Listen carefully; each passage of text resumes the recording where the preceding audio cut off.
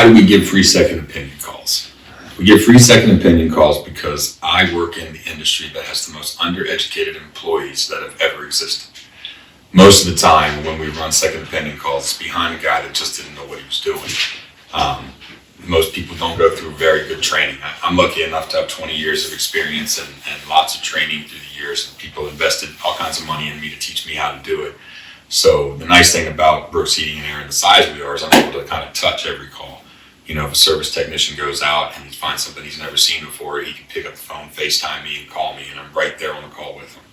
If my installers run into something they've never seen before, he pick up the phone, FaceTime me, and I'm right there on the call with them.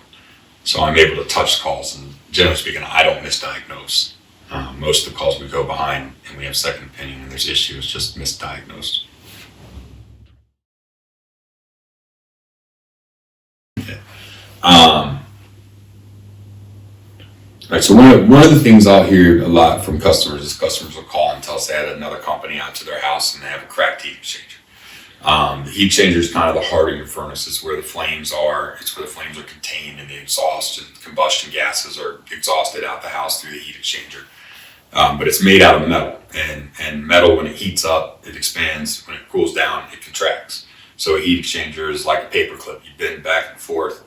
Eventually, it's not if it's going to break, it's just when, right? Heat exchangers are the same thing. Most heat exchangers over 15 years old are probably cracked. They don't get found, but they're probably cracked.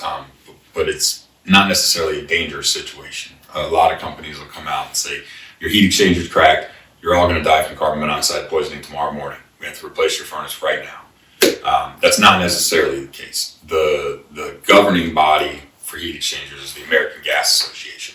The AGA is the one that tells us if there's a crack, we as a company have to shut it down and tell you there's a crack, because there is a chance carbon monoxide would leak. It's more than likely never going to happen because your blower motor would have to fail. You would have to have improper combustion to get dangerous levels of CO.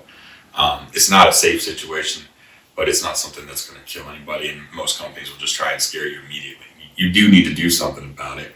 80% of the time, if the furnace is under 20 years old, the heat exchanger is still under warranty. So you can replace the part or you can replace the whole furnace, but it's not going to probably kill you.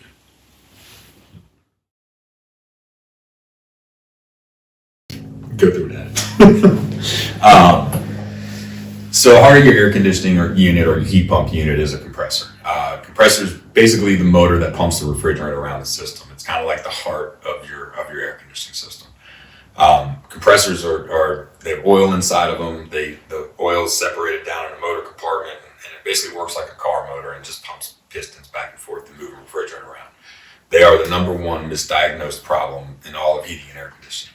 I believe it was Carrier or Trane did a study where they had all their warranty compressors that were returned, and 80% of them had no failure.